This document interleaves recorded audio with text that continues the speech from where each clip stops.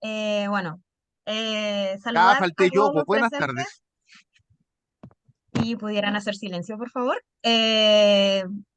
Me presento, soy Francisca, voy a hacer la soporte de la sesión del día de hoy. Bueno, darles la bienvenida desde ADIPA a todos quienes se inscribieron al seminario del día de hoy, titulado Neurofunciones y Educación Preescolar. Em, Estamos muy contentos de la gran participación el día de hoy. Teníamos más de 1000 inscritos, y es por esto que en primer lugar queremos agradecer la gran motivación de todos ustedes y de la confianza que tienen en nosotros al hacernos parte de su camino de aprendizaje en salud mental. Si quieren estar enterados de los próximos seminarios que vienen, los invitamos a seguirnos en nuestras redes Instagram y Facebook. A continuación voy a presentar la agenda del día de hoy que pueden ver en pantalla. Actualmente estamos en el bloque de bienvenida, posteriormente viene la exposición de la temática y una vez concluida esto se dará la posibilidad para responder algunas preguntas. Sin embargo, debido a la cantidad de asistentes, tenemos 203 actualmente, solo van a poder responderse 3 preguntas, para que lo tengan en consideración. Eh, y luego de esto se va a realizar un sorteo por una beca totalmente gratuita para el diplomado en psicodiagnóstico infanto-juvenil, 2 miradas complementarias ante los desafíos de niños, niñas y adolescentes. Este diplomado tendrá su primera sesión en vivo el día 1 de noviembre y los requisitos para optar a esta beca son ser psicólogos o psicólogas titulados o estudiantes de último año de la carrera de psicología. El sorteo se va a realizar solamente con las personas que hayan participado durante toda la sesión, así que les dejo invitados a que se queden hasta el final, por favor. Durante el sorteo necesitamos que tengan todos sus nombres reales en Zoom, para poder encontrarlos durante el sorteo si es que salen ganadores. Posterior al sorteo de la beca, se va a compartir un link para generar el certificado a través del chat y de un código QR que se va a mostrar en pantalla. Una vez que ingresen al link, tienen que rellenar con sus datos personales y el certificado se les va a enviar de manera automática a su correo. A modo de información general, los micrófonos se van a mantener silenciados durante la instancia y se van a reactivar solo durante el bloque de preguntas para quienes levanten la mano. Para esto, tienen que hacer clic en el icono de reacciones y luego en la manita que sale levantada. Em, el chat también va a ser moderado durante la sesión y podrá ser utilizado por los participantes, sin embargo, en algunos momentos se va a cerrar para evitar distracciones. Les recordamos a todas y todos que tenemos un canal de ayuda disponible de lunes a sábado, para que ante cualquier duda o consulta puedan escribirnos a sac@adipa.cl o a través de la página www.adipa.cl/sac. Eh, Finalmente, los queremos dejar invitados a que puedan apoyarnos compartiendo estos seminarios 100% gratuitos con todos sus colegas y conocidos. Nuestro objetivo es mejorar la salud mental del mundo y nos esforzamos mes a mes para construir muchos seminarios gratuitos y certificados. Muchas gracias nuevamente. Desde ADIPA les deseamos una jornada muy enriquecedora. Ahora ya para dar inicio al seminario, voy a presentar a la docente del día de hoy. Ella es Lisette Salgado, psicóloga escolar de la Pontificia Universidad Católica del Ecuador, neuropsicóloga escolar certificada por la American Board of School Neuropsychology, máster en rehabilitación neuropsicológica del Institut Guttmann en Barcelona, coordinadora de investigación Infant Brain Imaging Study del Departamento de Psiquiatría Washington University en STL, Estados Unidos, y docente en evaluación psicopedagógica, dificultades de aprendizaje e intervención escolar de la Universidad de Hemisferios del Ecuador. Ya sin nada más que agregar, le doy el paso a Lisette para que comience la exposición. Muchas gracias. Muchas gracias. ¿Sí me escuchan bien? Creo que sí, ¿verdad? Bueno, gracias por la presentación y pues podemos comenzar con esta clase y esta temática. Es un tema que personalmente me gusta mucho.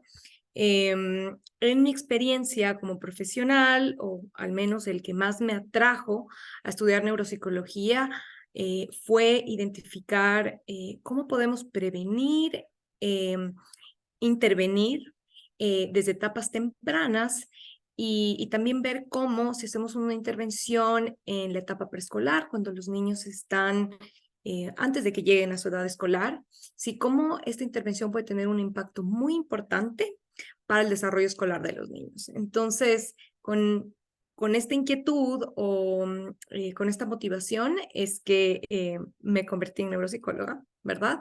Y o decidí estudiar eso y quería compartir con ustedes un tema en específico que son las neurofunciones. Comenzamos. Ok, entonces, para los que ya están familiarizados con la neuropsicología o les llama la atención este tema, sí, quería yo hacer aquí una diferenciación y quiero leer esta definición. Es difícil entender una supervivencia adaptativa si las funciones más básicas deben estar pendientes de construirse en función a las experiencias. Más bien parece, ¿no es cierto?, que las capacidades para adquirir determinadas habilidades deben estar disponibles como una característica propia de la especie. Entonces, esta frase que fue escrita por Fernández Muela y Mulas y Matos en la revista de Neuropsicología en el 2004, sí, habla un poco de qué esconde el desarrollo cerebral. Y en eso nosotros podemos encontrar que si bien unas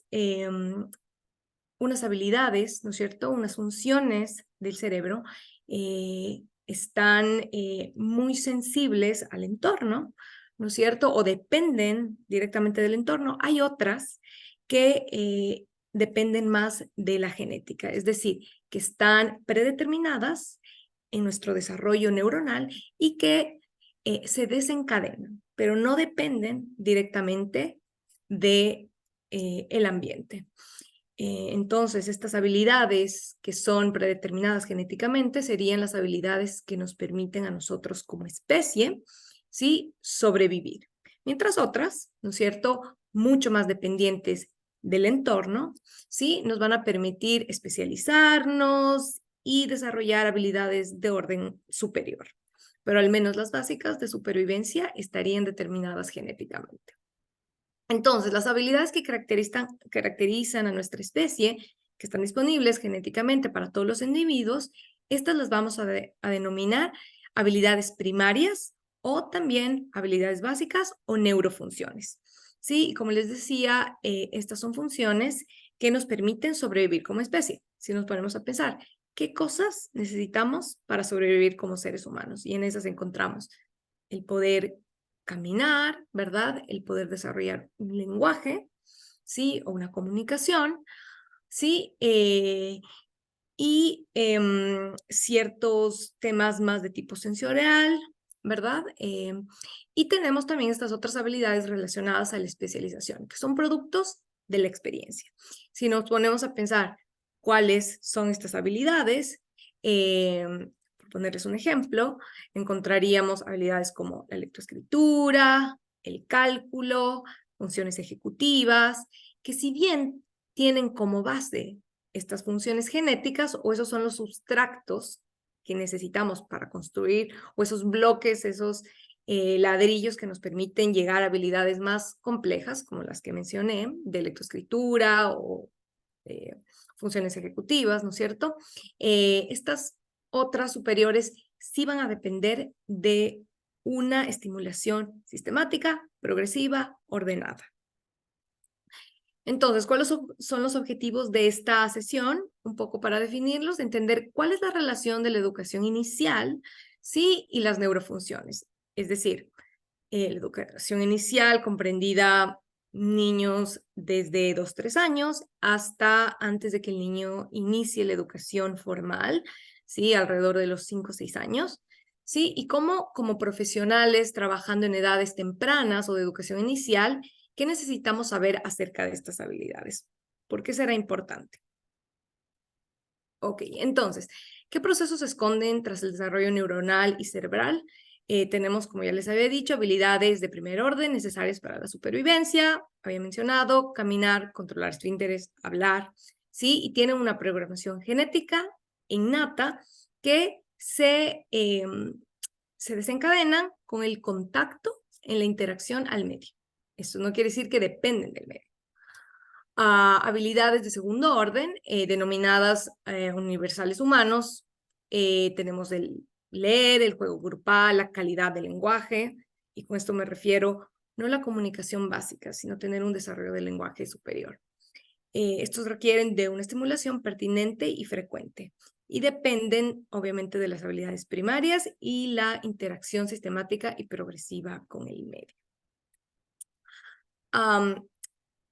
Si ustedes ya están familiarizados, ¿no es cierto?, con el tema de periodos críticos, podríamos relacionar que las neurofunciones, ¿sí?, son estas que se desarrollan en los periodos críticos de la edad de los 0 a los 5 años. Y como podemos ver aquí en el primer nivel, están muy desarrolladas con todo lo sensorial.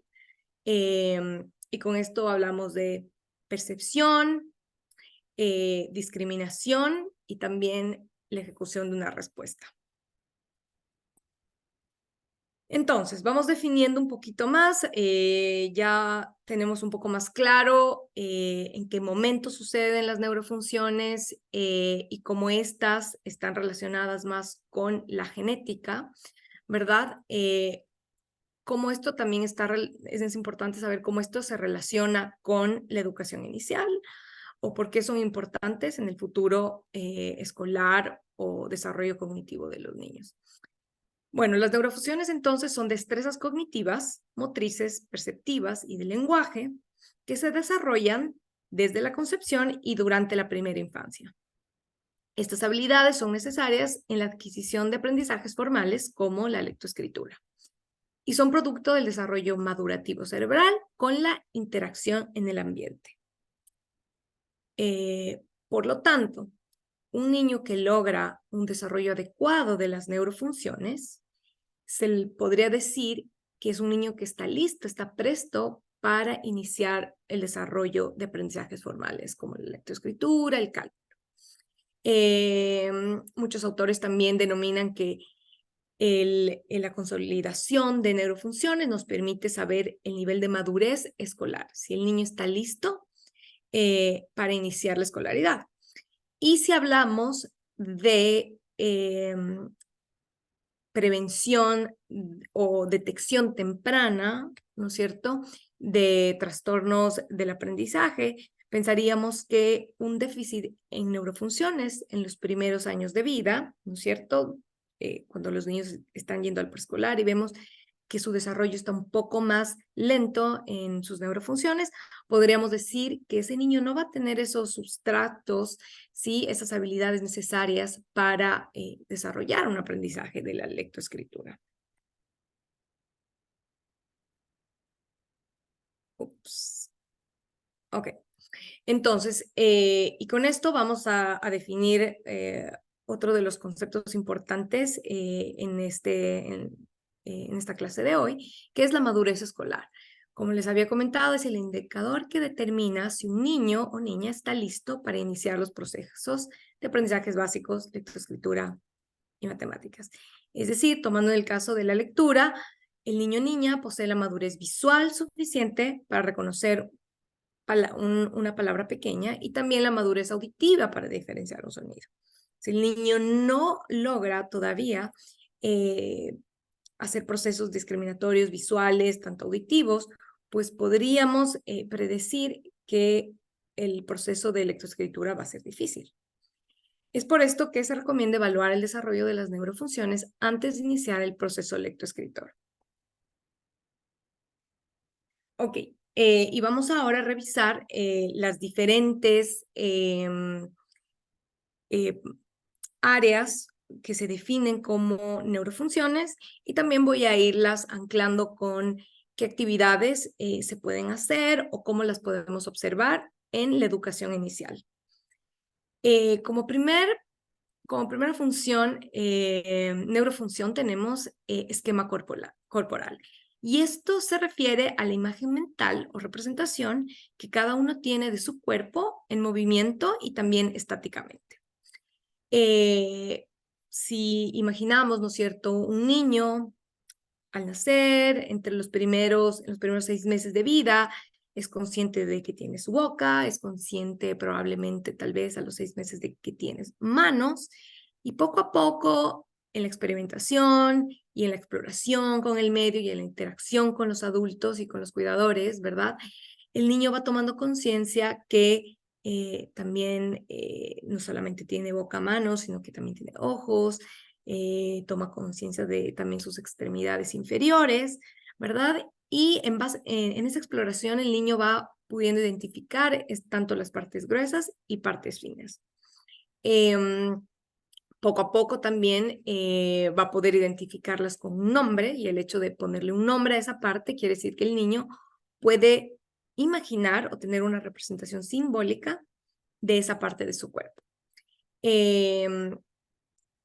Posteriormente a poder identificar y nombrar las partes de su cuerpo, el niño, cuando logre tener la habilidad de motricidad fina, también podrá graficarlo, ¿sí? Y podrá graficar partes gruesas y finas de su cuerpo, y también hasta cierto punto va a poder graficar y, digamos, representar el esquema corporal de otras personas.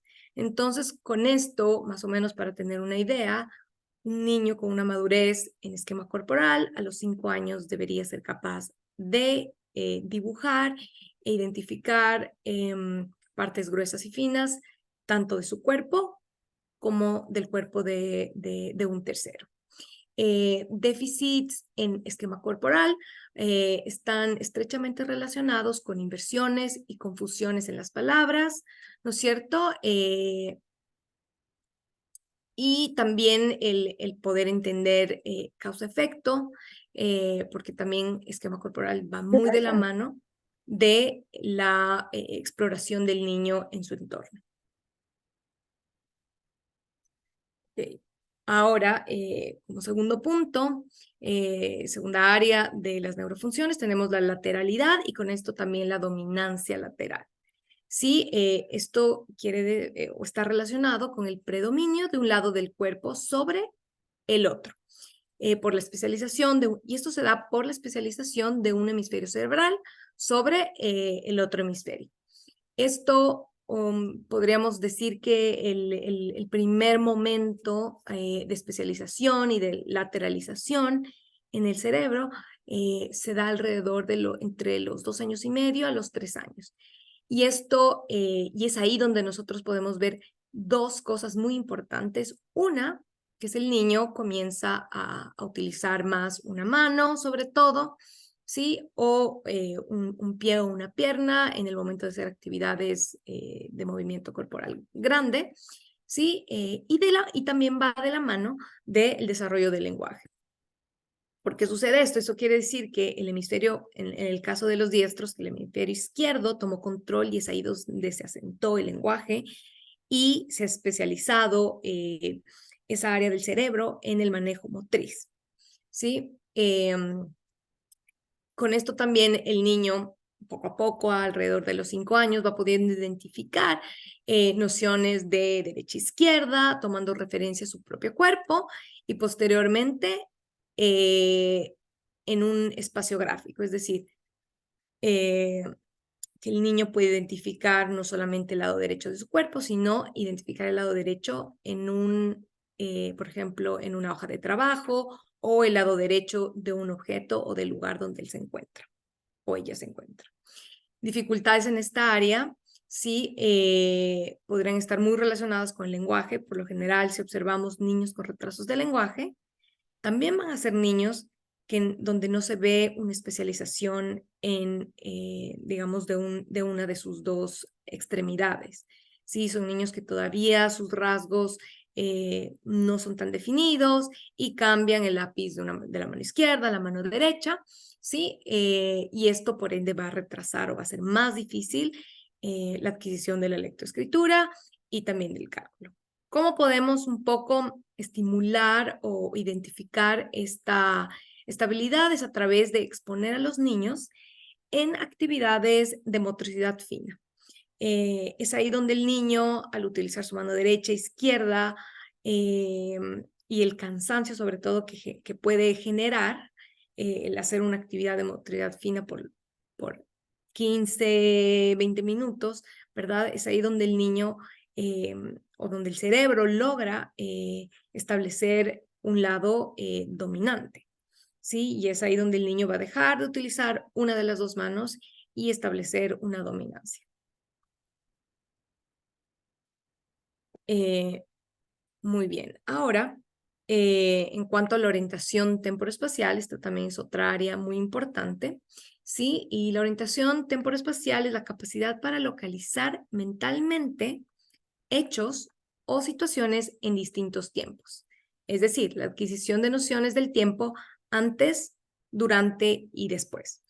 Esto va muy de la mano en el que el niño puede entender, y esto lo podemos ver alrededor de los 6 meses cuando un niño busca algo donde algo se ha guardado.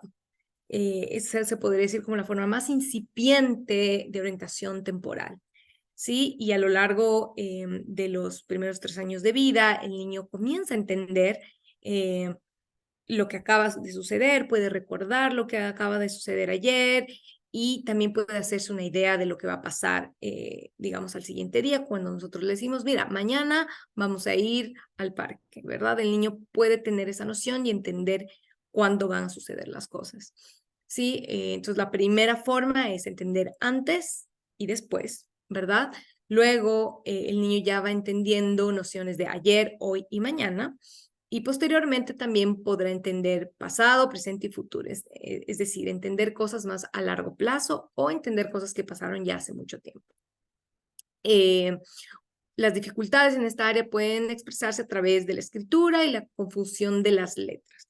Y sobre todo que en la escritura también necesitamos llevar un orden y el orden es también espacio, ¿verdad?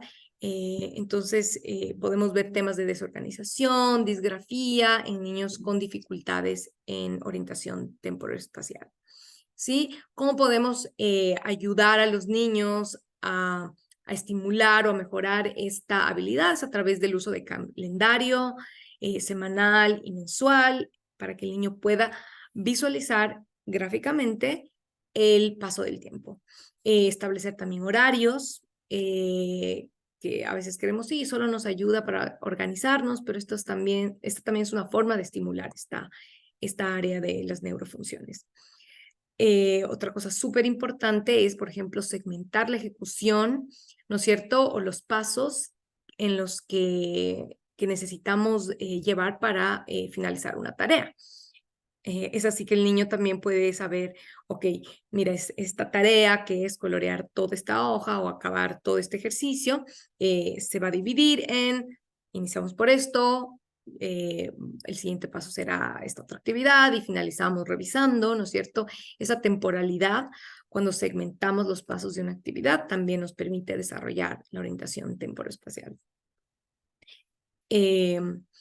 Y también, obviamente, dar indicaciones espaciales, ¿no es cierto? Es decir, dónde se encuentran las cosas y siempre dar ser más específicos en las indicaciones que damos. Bueno, un poquito de la mano temporal y espacial, es la orientación del propio cuerpo en cuanto al mundo, es decir, reconocer la ubicación del propio cuerpo y lo que le rodea. Habíamos hablado y esto va muy de la mano del esquema corporal, porque es en el propio cuerpo en donde el niño comienza a desarrollar la orientación en el espacio. Por ejemplo, desde su propio cuerpo identificar nociones arriba-abajo, delante-atrás, ¿no es cierto? Y más tarde, como ya habíamos dicho, izquierda-derecha, no solo en su cuerpo, sino en los objetos que están en el exterior. ¿Cómo podemos estimular esta área, ¿no es cierto? Dar a los niños indicaciones, por ejemplo, encontrar y buscar cosas escondidas dentro del aula o dentro del hogar, seguir direcciones también con flechas, que eso ya es una actividad un poquito más simbólica, más compleja, más abstracta, pero también puede funcionar para niños un poco más grandes, de 4 o 5 años, ¿no es cierto? Jugar a la rayuela y poder el niño ubicarse dentro de un espacio. Ok, y esta es una de las áreas que más me llaman la atención porque creo que en el contexto en el que vivimos y con la importancia que tiene la lectoescritura en la inserción, digamos, escolar y también en la participación en la comunidad. Esta viene a ser una de las partes más importantes para el futuro escolar de un niño, ¿no es cierto? Que es el desarrollo perceptivo auditivo. Y aquí me voy a demorar un poquito más. Pero bueno, esta es la capacidad de percibir, discriminar e interpretar estímulos auditivos, ¿no es cierto? Y asociarlos con experiencias previas, ¿no es cierto? Entonces, si vamos desde algo muy simple, ¿no es cierto? Que el niño pueda reconocer el sonido, la sonoridad de ciertos estímulos auditivos, ¿no es cierto? Eso es al inicio, a tempranas edades, el niño va a poder o identifica estos diferentes tonos, sonidos, sonidos de palabras, sonidos de objetos que le rodean, ¿no es cierto? Pero poco a poco el niño, si estamos hablando del 1 año de edad, el niño va a poder discriminar que ciertos sonidos se refieren a este objeto. Eso ya da una pauta de que el niño reconoce una palabra y puede asociarla con un objeto, con, digamos así, una representación visual. ¿Sí? Ok. Y poco a poco, digamos, cuando el niño va desarrollando el lenguaje, ¿sí? El niño ya con palabras, desarrollando ya oraciones, llega a desarrollar habilidades mucho más complejas, que es como, por ejemplo, sintetizar fonemas aislados. ¿Sí? ¿A qué me refiero con esto? Por ejemplo, a que yo le pueda dar al niño las sílabas que conforman una palabra y que el niño pueda ensamblarlas e identificar la palabra. ¿Sí? Un ejemplo de esto es que yo le diga al niño, bueno, vamos a adivinar, quiero que adivines qué palabra estoy diciendo, ¿no es cierto? La palabra tiene estos sonidos. Por ejemplo, ka, sa, y que el niño pueda, claro, es muy fácil. Nos parece muy fácil, pero para un niño de 3, 4 años probablemente no lo es, que yo le dé los sonidos separados. O puede hacer palabras trisílabas o de 4 sílabas, ¿verdad? Si le digo ma, di, po, sa, ¿qué palabra es? ¿Verdad? O actividades más complejas como adivina la palabra o complétala. Y yo le digo maripo y el niño poder, digamos, hacer ese análisis y completarla con sa, ¿verdad? Identificar también el sonido de una fuente, eso en edades un poquito más pequeñas, ¿no es cierto? Pero lo que sí es importante, y como ya lo había mencionado antes, las dificultades en estas áreas suelen asociarse con la incapacidad de decodificar y codificar a través de la ruta fonológica. Codificar nos referimos a escuchar un sonido y poder identificar los fonemas y escribir esos fonemas, ¿verdad?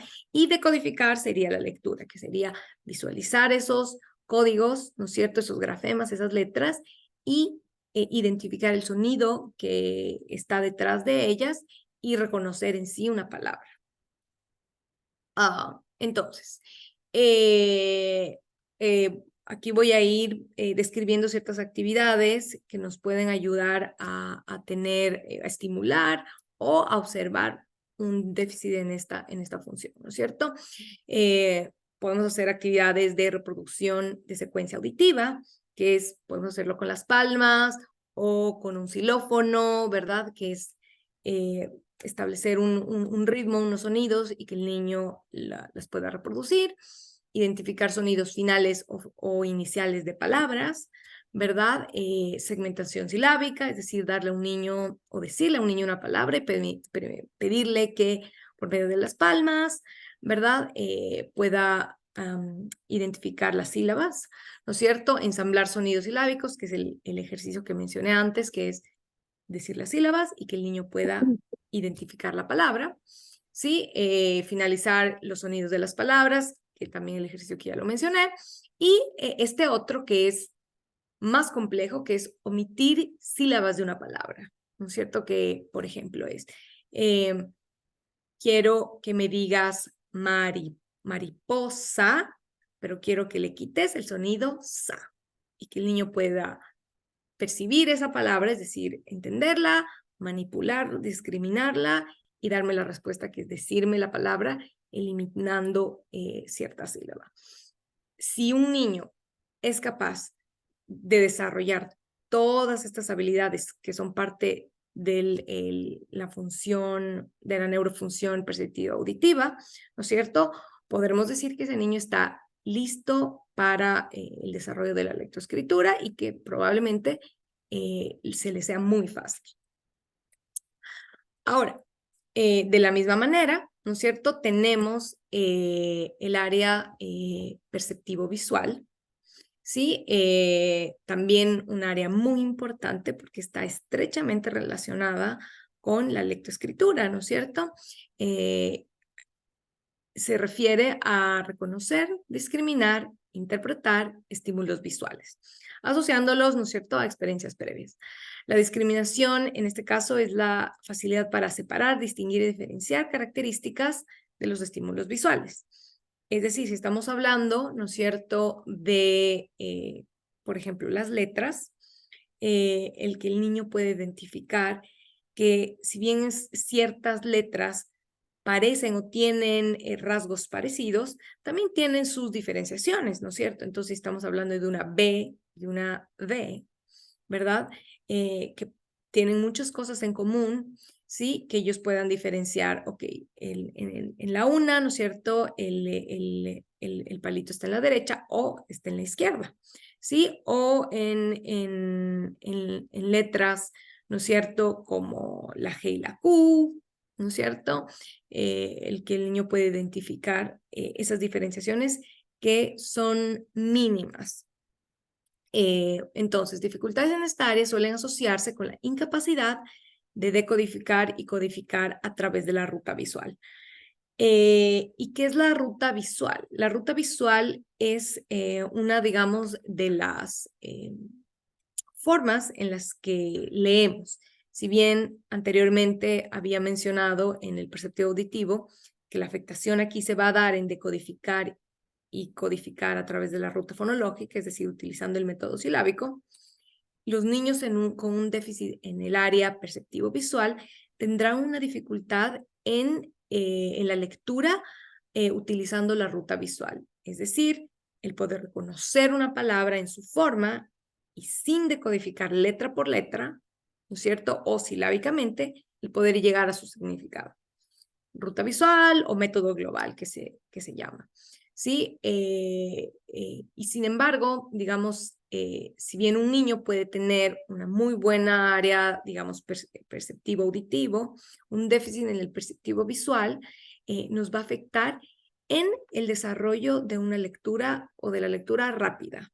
Porque si bien la lectura fonológica nos permite el decodificar palabras, y va a ser por lo general siempre nuestra herramienta cuando queremos decodificar palabras nuevas que nunca hemos visto, ¿no es cierto? Vamos a utilizar la ruta fonológica en palabras comunes o, digamos, de alta frecuencia, ¿no es cierto? La ruta visual es la que nos va a permitir con rapidez poder leer. Entonces, los niños con dificultad en esta área, ¿sí? Probablemente su lectura va a ser mucho más lenta, ¿sí? Y les va y van a depender mucho de la ruta fonológica. Ahora, ¿cómo podemos o dónde podemos observar el desarrollo de estabilidad, ¿no es cierto? Lo podemos visualizar en la capacidad de los niños de identificar nociones grande-pequeño, eso en etapas muy tempranas, ¿no es cierto? Posteriormente, si estamos hablando de niños de 3, 4 años, por ejemplo, el que puedan ordenar objetos por tamaño, podemos comenzar por 3 objetos e ir aumentando hasta esperar que un niño a los 5 años pueda ordenar una serie de 7, 8 objetos de grande a pequeño. Sí, también podemos estimular esta área a través de armar rompecabezas, identificar objetos con formas similares, ¿no es cierto? El también recordar 3 y hasta 5 objetos y ordenarlos. que esto también va de la mano de un tema de memoria de trabajo, pero si el niño tiene una buena capacidad perceptivo-visual, va a poder distinguir esos puntos claves y poder reproducir la secuencia, ¿no? Bueno, recordar hasta 3 objetos, hacer una secuencia con un parámetro, por ejemplo, de hasta 2 elementos, ¿sí? Rastrear o hacer escaneo de objetos, es decir, buscar dentro de un área, ¿no es cierto? Digamos, un objeto escondido, por ejemplo. Ok, y ahora vamos con la coordinación dinámica. Y aquí vamos ya anclando, digamos, varias habilidades a la vez. ¿Sí? Esta es la capacidad de realizar con armonía las acciones motoras requeridas en la relación de las exigencias que representa el medio espacio-temporal. ¿Sí? Y esto es gracias a la participación del sistema sensorial, muscular y obviamente del sistema nervioso que coordina todo esto. ¿Sí? ¿A qué nos referimos un poco acá? Que el niño pueda, a través de observar, digamos, sus manos, reproducir y guiar, ¿no es cierto? Sus manos y sus extremidades para desarrollar una secuencia o un movimiento. ¿Sí? Esto es si los niños en esas primeras etapas de vida, ¿no es cierto? Hasta los 5 años, son capaces de imitar, por ejemplo, juegos de coordinación de manos, de coordinación de dedos, ¿no es cierto? Y sobre todo sostenerlos a lo largo del tiempo, va a ser un niño que va a poder tener un desarrollo de la escritura, ¿no es cierto?, adecuado. Ejemplos de actividades que podemos hacer, cuando me refiero a juegos de coordinación de mano, ¿no es cierto? El que yo pueda, por ejemplo, hacer este ejercicio. No solo una vez, sino 2, 3, 4, 5, 10 veces y también analizar cómo el niño es capaz de reproducirlo, si es capaz de hacerlo, lo puede hacer por una vez, por 2 veces, por 3 veces, hasta dónde va esa fatiga y esa coordinación que tanto el niño puede reproducirla a lo largo del tiempo. ¿Sí? Ok.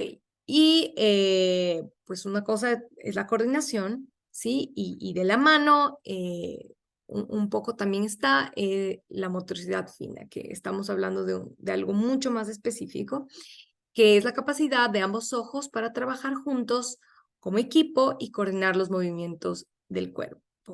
Y aquí estamos hablando de que un desarrollo, digamos, de motricidad fina va a permitir que el niño reproduzca una sucesión ordenada, precisa y rápida de los movimientos ojo-mano. Como ya les había comentado, juegos de coordinación mano y de ojos, movimientos que lo hacemos a lo largo del tiempo, en edades más tempranas, cosas tan simples como ensartar cuentas, o en edades un poco más avanzadas, por ejemplo, resolver laberintos, ¿sí? Que demanda una precisión, un orden, una planificación y que el ojo guíe la ejecución de la mano. Dibujar o pintar siguiendo un modelo. Ok. Y ahora un poco resistencia a la fatiga, y esta es una habilidad, digamos, que va muy de la mano un poco del control motriz, de la atención, y de forma muy incipiente, ¿no es cierto?, el desarrollo de las funciones ejecutivas. Sí, esta es una medida de control inhibitorio motriz, ¿sí?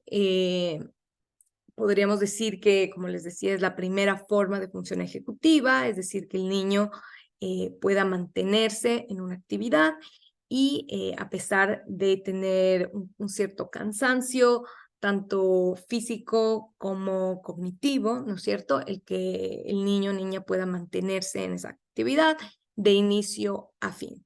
Sí, esta actividad de resistencia a la fatiga se da en la primera forma de madurez del lóbulo frontal, ¿sí? Y es una función que es un indicador de la capacidad del niño de resistir las pulsiones, ¿no es cierto?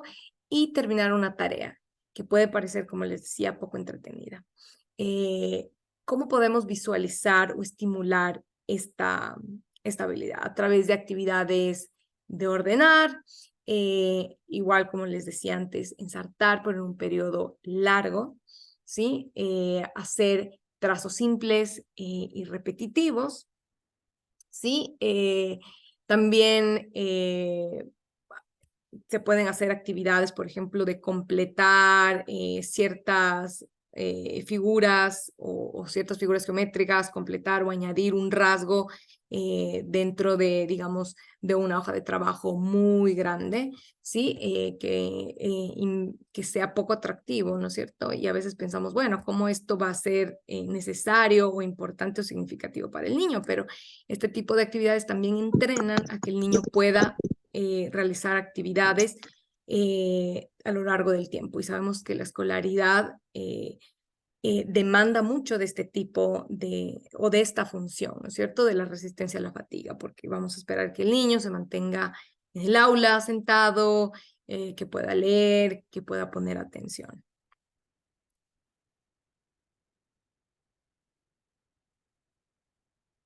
Ok, y como actividad un poco más, yo les había comentado el tema del lenguaje, y en el lenguaje, digamos hasta los 5 años, se construye la base del lenguaje, un nivel de lenguaje que lo podríamos decir de supervivencia, que nos permita interactuar con el ambiente. No estamos hablando de un lenguaje más complejo o que llegue a niveles, digamos, más abstractos. Pero sí esperamos que dentro de las neurofunciones se desarrolle un lenguaje al menos básico, ¿sí? Y y un poco para tener claro a qué me refiero un lenguaje básico, es que hasta los 5 años los niños han podido desarrollar ciertas habilidades lingüísticas de morfosintaxis, de semántica y de articulación. Y cuando me refiero a morfosintaxis, me refiero a que el niño es capaz de, de identificar, ¿no es cierto?, las raíces de las palabras y, por ejemplo, conjugar los verbos y poder hacer ese cambio y esa manipulación de esa raíz. ¿Sí? Un niño que todavía en su lenguaje no conjuga los verbos o en la misma conjugación lo utiliza para primera persona, para segunda persona, vemos que el niño no ha desarrollado, digamos, el nivel de lenguaje necesario para, o madurez del lenguaje necesario para desarrollar un proceso formal de aprendizaje. ¿Sí? En cuanto a sintaxis, también me refiero a esta capacidad del niño de estructurar oraciones que por lo menos tengan sujeto, predicado, ¿verdad? En donde tengamos artículos, conectores, ¿no es cierto? El verbo, el complemento de una oración. Es decir, estamos esperando que el niño al menos logre estructurar una oración que tenga entre 5 a 7 palabras. ¿Sí? También cuando estamos hablando del área semántica, ¿no es cierto? Me refiero al desarrollo de campos semánticos. Es decir, que al menos el niño puede identificar que tenemos ciertas palabras que engloban un concepto y en donde caben varias palabras o otros conceptos, como por ejemplo identificar qué es un animal, ¿no es cierto? Dentro de animal, que es un campo semántico, ¿no es cierto? ¿Qué palabras o qué otros conceptos están dentro? Sí, está el perro, está el gato, ¿verdad? ¿Qué otros animales hay ahí?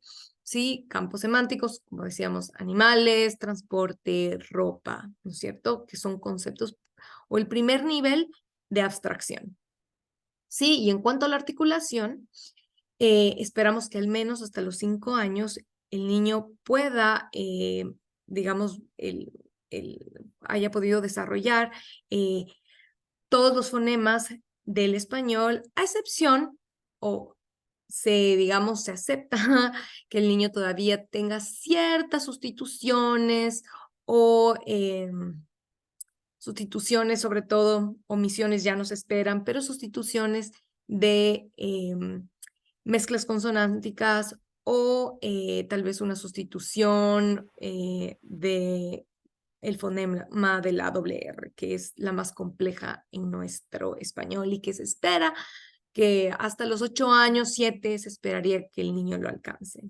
¿Sí? Entonces, ese sería como el lenguaje básico de neurofunciones que nosotros esperaríamos para este nivel de los 5 años. ¿Sí?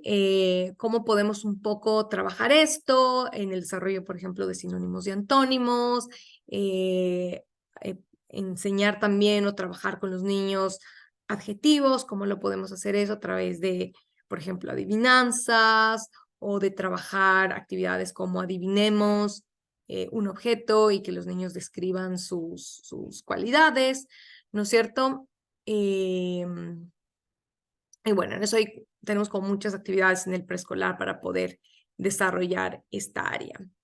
Y bueno, espero, digamos, haciendo un resumen, vemos que estas actividades son, o estas neurofunciones son áreas que se trabajan mucho en la edad preescolar y que son fundamentales para el desarrollo de la lectoescritura, ¿sí?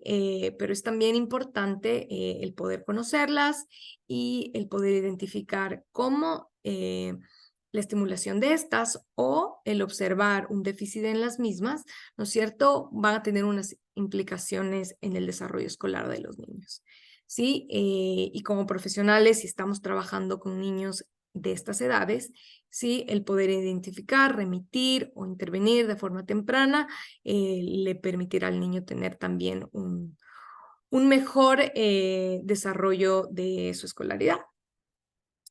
Y con eso creo que estoy ya cerrando en cuanto a las habilidades y creo que estaríamos en tiempo ya de iniciar las preguntas.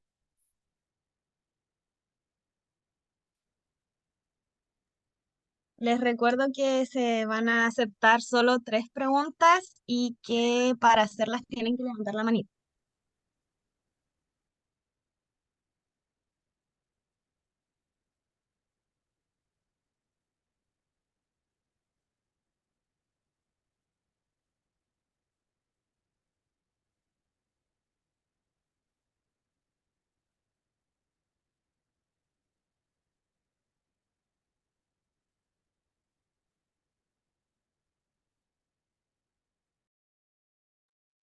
Si no hay dudas, podemos pasar al sorteo. Ok, aquí veo, Jael, si pudieras ponerte tu nombre, Jael, por favor. María Fernanda León y faltaría una tercera.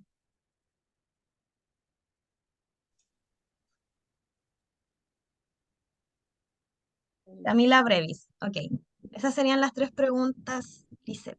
Sí, entonces creo que sí, les escucho. Ya tenemos una persona que está activado el micrófono. Hola, muy buenas noches. Buenas noches. Bueno, mi pregunta tiene que ver en relación con las patologías mentales, ¿ya? O con los trastornos mentales.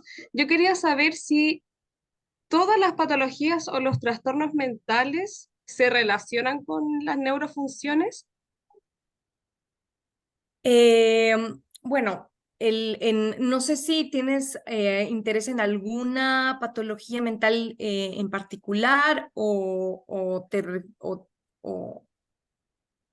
te refieres, digamos, a trastornos, digamos, patológicos del adulto o del niño. Me refiero en general, mejor dicho, en general. Sí, porque ahora no tengo ninguna en En mente. específico.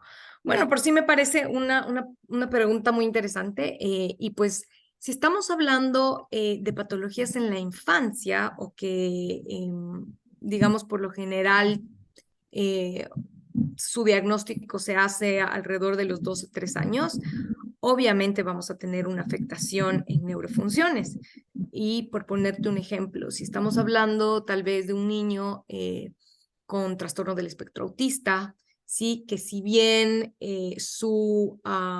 dependiendo de la severidad, ¿verdad? Del caso, ¿no es cierto? O se van a mostrar todos sus síntomas cuando el niño tenga alrededor de 4 o 5 años, ¿no es cierto? Porque en casos severos se observa de forma más temprana, ¿no? Pero si estamos hablando de un caso no tan severo, ¿no es cierto? Vamos a poder ver déficits en neurofunciones en etapas muy tempranas que nos van a hacer de focos o de banderas rojas, ¿no es cierto? De indicadores que ya nos están hablando que ese sistema nervioso, ese cerebro está siguiendo un desarrollo, digámoslo así, diferente, anómalo, ¿sí? Y bueno, eso en base a mi experiencia, por ejemplo, sobre todo en un caso como por poner un tema de un trastorno del espectro autista, ¿no es cierto? Sí va a haber dificultades, sobre todo de hipersensibilidad de ciertos temas sensoriales, ¿sí? O una forma de procesar sensorialmente diferente y también mucha afectación en el tema del esquema corporal. Pero si estamos hablando de patologías de adultos, ¿no es cierto?, que tienen su desarrollo o los brotes se dan en la adolescencia, ¿sí? Probablemente en esos casos ese niño, ¿no es cierto?, o ese adulto que en algún momento fue niño, probablemente no muestre ningún retraso, ninguna anomalía o ninguna alteración de neurofunciones, ¿sí? En el caso, digamos, cuando hablamos de que los síntomas aparecen en edades más tardías. Entonces yo te diría, dependiendo de en dónde, en qué momento del desarrollo se da o se muestran esos síntomas, diríamos que se encuentran afectadas o no las neurofunciones. Ok, y también dependiendo de la gravedad, ¿o no? Claro, de la severidad. Ujú. Porque si Ya. estamos hablando que, por ejemplo, el individuo logró desarrollar lenguaje, comunicación y cierto desarrollo de independencia, pues vamos a ver que esas neurofunciones podrían estar más preservadas.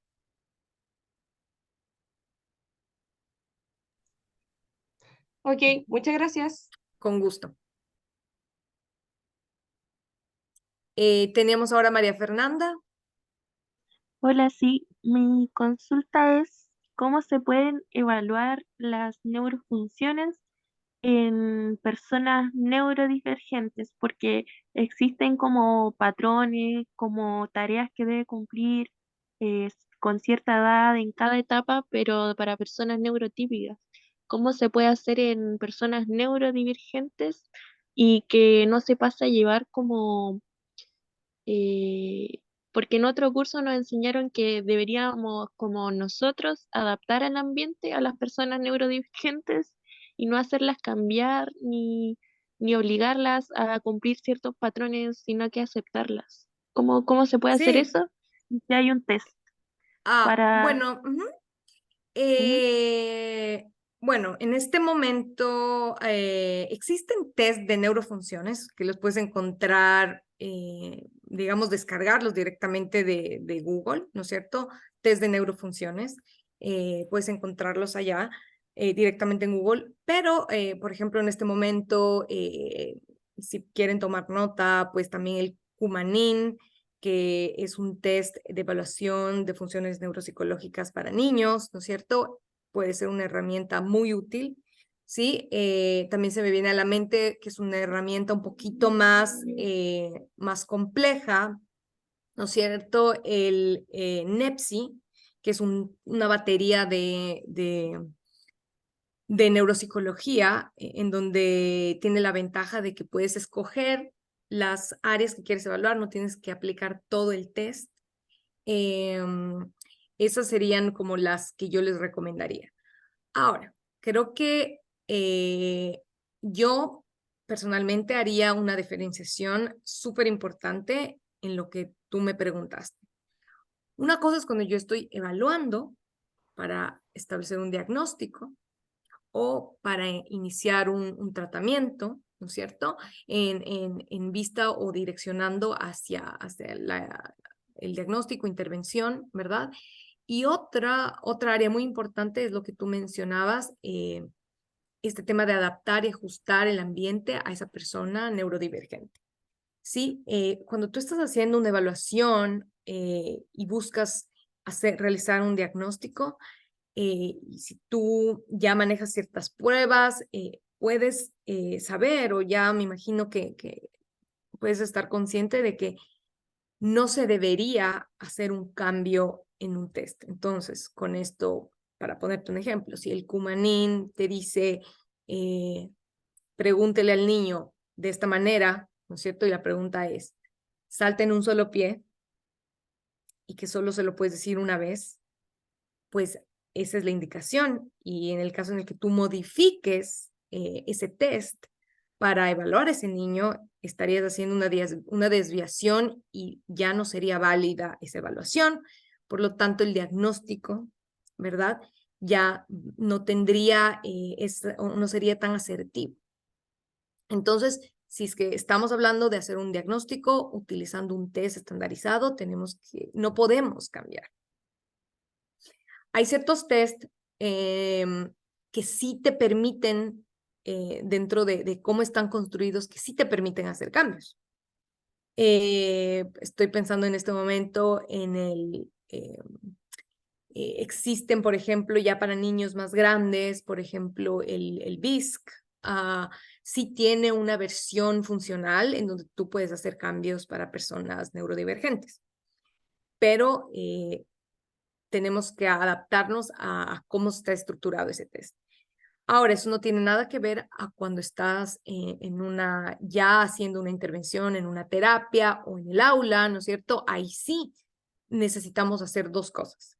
Uno, reducir las cosas que le impactan al niño, y ahí sí todos los cambios que tú quieras, es decir, para disminuir las dificultades que el niño tiene y facilitarle la adaptación en el medio. Y por otra parte, también fuera del ambiente escolar, ¿no es cierto? Trabajar individualmente para que el niño mejore esas áreas. Entonces, ahí sí puedes hacer todas las adaptaciones. Pero si estás hablando de una evaluación, mi recomendación sería no podemos hacer muchos cambios. Siguiente pregunta. Hola, buenas noches. Excelente presentación. Mi pregunta es con respecto a las neurofunciones, ya que sabemos que los niños preescolares presentan alta noción ante las neuronas espejo. Mi pregunta es, ¿qué recomendación daría a los padres que tienen niños en preescolares en la etapa de la inhibición emocional ante el poder comunicarse con otras personas? Ay, mira, muy, muy buena pregunta. Creo que es, a ver, sobre todo cuando estamos hablando de un niño de 3 años, de 2, 3 años, ¿no es cierto? Los terribles 2, o ese paso importante, o ese paso gigante que hace un niño que de repente en 6 meses se convirtió o pasó de ser ese niño que no podía comunicarse, que solo hacía berrinche, a pasar a ser un niño insertado en un ambiente, digamos, social, con conductas muy adaptativas, pidiendo, agradeciendo, negociando, ¿no es cierto? ¿Cómo hacer eso y cómo ayudarles a los padres a que lleguen a ese punto tan anhelado? Y pues bueno, ahí tenemos que hacer dos cosas. También el niño tiene su ritmo madurativo, ¿no es cierto? Como habíamos dicho, va a ocurrir un proceso de dominancia lateral para que eso suceda, pero como ambiente, digamos, también necesitamos hacer algo o podemos ayudarle, podemos estimular en casa o en el preescolar. ¿Cómo lo podemos hacer? Y me gustó mucho que tú menciones esto de las neuronas espejo, ¿no es cierto?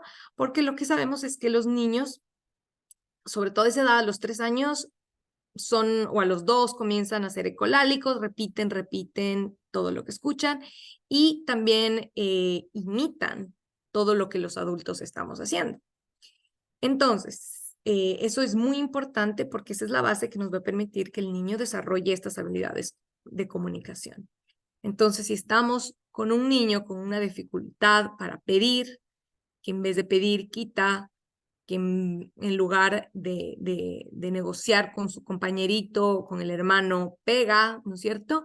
Lo que sí podemos hacer como padres es modelar el lenguaje. Y con esto, ¿a qué me refiero? ¿No es cierto? Cuando vemos que el niño está en esa situación de comunicación difícil, que no logra encontrar las palabras, y ahí es porque todavía no hay control inhibidor, ¿verdad?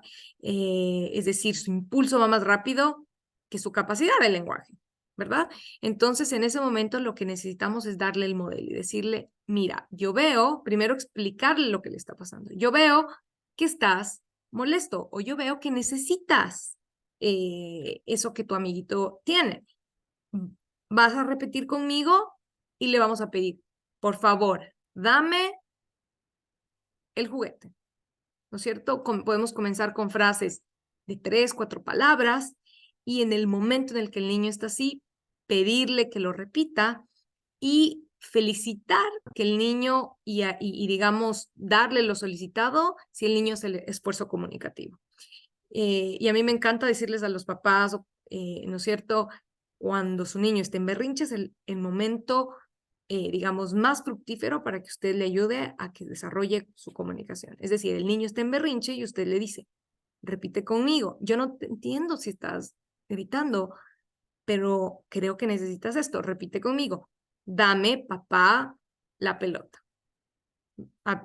Repite y ahí yo te entiendo.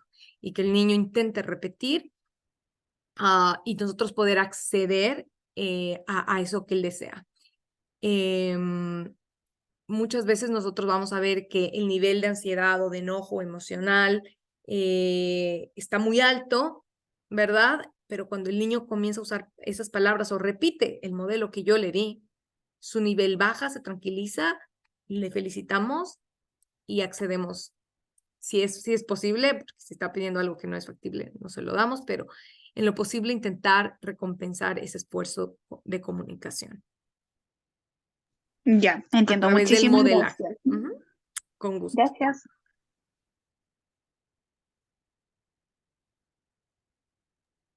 Ok, muchas gracias a quienes pudieron realizar sus preguntas. Y también agradecer la participación de cada uno de ustedes en el presente seminario y por supuesto agradecer a Lisette Salgado por la excelente exposición que ha dictado el día de hoy. Ahora